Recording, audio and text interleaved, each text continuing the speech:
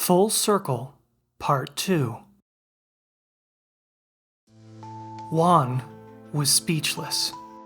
His mind flashed back to the wonderful friends and memories of his childhood. He could still remember the warmth of the slum community he had been ripped away from so abruptly. "Thank you, Magistrate. But where will the people go?" Juan asked, his voice shaky. Both mouths frowned at Juan. "No one asks these questions here, Juan. Just do as you're told and you'll go far in the council." Juan felt a knot in his stomach as he left the office. Walking through the high-tech corridors of the council building, he realized how much he had changed. That evening, Juan was restless. He had dreamt of this day, but his first assignment was a nightmare. How could he destroy where he had come from? Unable to sleep, he decided to visit the Seltar Slums for the first time since he was a child. As Juan drove his hoverbike out towards the wastelands, far beyond the city, the crystal buildings and clean neighborhoods were replaced with old, worn-out structures and dimly lit, broken-down streets. The Seltar Slums were even worse than he remembered. He walked past fields filled with thousands upon thousands of tents and makeshift shelters. The sight and smell of rotting garbage and sewage were overwhelming. Juan kept walking, feeling a mixture of sadness and anger grow inside of him. The slums had always been poor, but now they were nearly unlivable.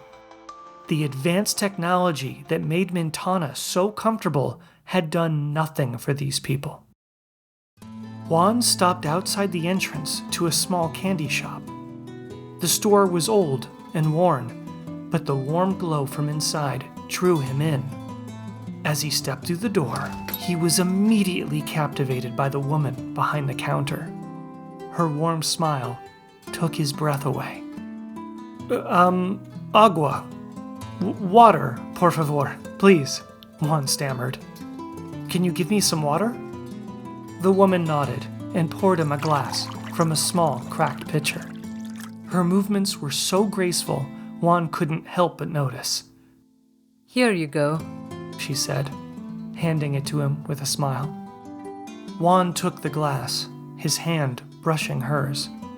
"Thank you," he said. "Do you live here?" "Yes, I do. Above the shop, as best as I can. But it's a struggle." Juan realized how unfair life was. As he looked into her eyes, he felt a strong pang in his heart, just like the one he felt on the day he left the slums as a child. "I can't imagine how hard it must be," Juan said softly. "I'm from Mintanna. Things are so different in the city." Her soft face turned suspicious, and she asked, "Why did you come here?" Juan hesitantly replied, "I grew up here. I had to see it again." She smiled gently. "It's not an easy place to forget, is it?" Juan shook his head, feeling a connection to her that he couldn't quite explain. "No, it isn't." Juan and the shopkeeper spent the next few hours talking, reminiscing about the slums under the dim light of the shop. He listened entranced as she shared her dreams and hopes for a better life. Then he recounted how his family had left the slums and what his life in the city was like. "I never thought I'd meet someone like you," Juan said softly. As they continued talking, Juan felt a connection growing between them, something deep and unspoken. Hours passed like minutes, and soon the first light of dawn began to creep over the horizon. "I should go," Juan said reluctantly. "Can I come back tomorrow?" Juan asked, his voice filled with hope. She blushed. "I would like that." Throughout the day, Juan couldn't stop thinking about the shopkeeper. Her face, her voice, her laughter, they filled his mind. He counted down the hours until he could see her again. The next night, Juan returned to the Seltar Slums. He found the shopkeeper waiting outside the shop, the moonlight casting a soft glow around her. She looked up as he approached, her smile lighting up the night. "Hi," Juan said, slightly out of breath. "I just realized I never asked your name." She laughed. It's Anaya. Juan smiled, feeling his heart swell. "Anaya," he repeated, savoring the sound. He took a step closer, looking deeply into her eyes. They stood there for a moment, the world around them fading away. She looked up at him, her eyes shining. Slowly, they leaned in, their lips meeting in a lingering, passionate kiss. As they pulled away, Juan rested his forehead against hers, his heart racing. "I'll help you," he said softly. "I'll do everything I can to make things better." Anaya smiled, her eyes filled with hope. I believe you, Juan. In that moment, under the moonlight, they both knew that their lives were forever changed. The next day at work, Juan decided to find a secret city council communication hub that could send messages to Altarra's neighboring planets so he could inform them about the injustice of Mintanna's government. Juan spent hours searching through old files and maps at his office. Finally, he found a hidden document that showed the location of the communication hub. It was an old building on the edge of the city made to appear deserted. Juan raced back to the Seltar Slums, his heart pounding. He found Anaya outside the shop, her face lighting up when she saw him. Juan told her about the communication station and his plan to ask neighboring planets for help. Anaya listened intently, her eyes wide with hope. Are you sure it will work? Juan took her hands in his. "Yes, but I need your help. We have to get to the hub and broadcast the message together. Will you help me?" Anaya squeezed his hands, determination in her eyes. They spent the next few hours preparing their plan to save the people of the Seltar Slums. But, unknown to them, someone listened to their conversation from the shadows, smirking, then quietly slipped away. The next night, Juan and Anaya prepared to sneak into the secret communication building. They carefully made their way through the quiet streets, avoiding the patrol drones that buzzed overhead until they arrived. Juan and Anaya slipped inside, moving silently through the dark hallways. Their hearts racing, they stepped inside the broadcast room and instantly froze in shock. Sitting in a chair, waiting for them, was Juan's boss, the magistrate of Mintanna. Well, well, well, He said. How disappointing, Juan. Juan felt a chill run down his spine. "How did you know we were coming?" The magistrate smirked. I have eyes and ears everywhere.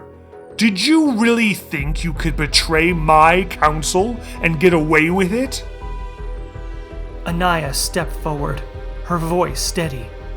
We have to let everyone know about your terrible plan. Countless people will suffer and they need help. The magistrate laughed coldly. You think anyone cares about the Seltar Slums? You're wasting your time. With that, his giant body inched closer to them. And what makes you think I'll let you? Juan and Anaya glanced at each other, determination in their eyes. Juan suddenly lunged at his boss, trying to knock him off balance. The magistrate stumbled, and Anaya quickly grabbed a nearby metal rod, swinging it with all her might.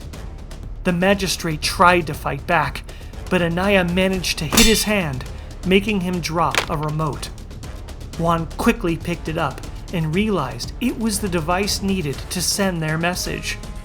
The magistrate made one last desperate attempt to stop them by summoning several dangerous-looking security droids.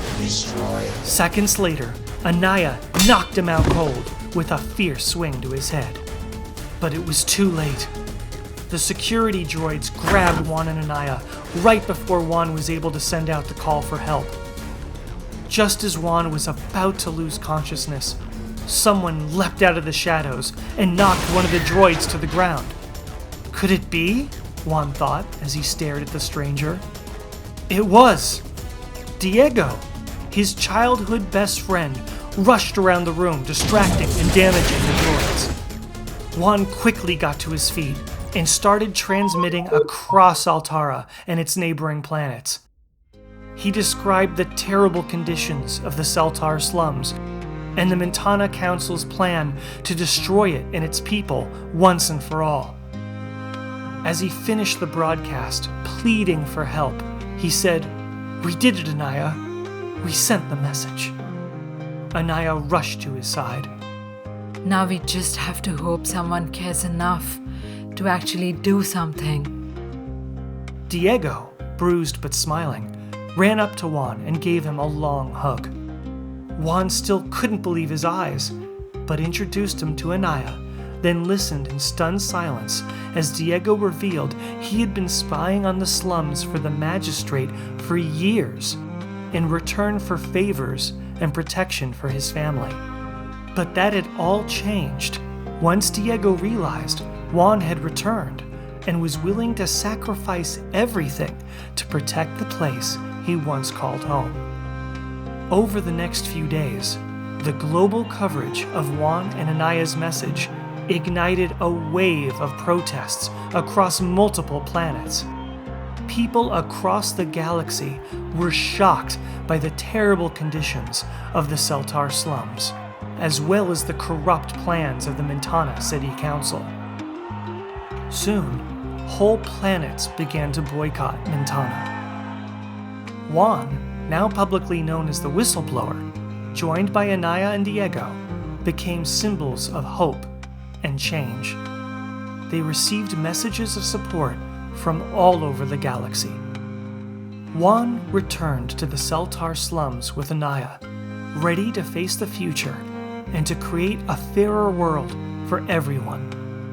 They led their community, ensuring that all people, regardless of their background, could live with dignity and opportunity for a better life. Their story became a legend, a tale of love, courage, and the power of standing up for what is right.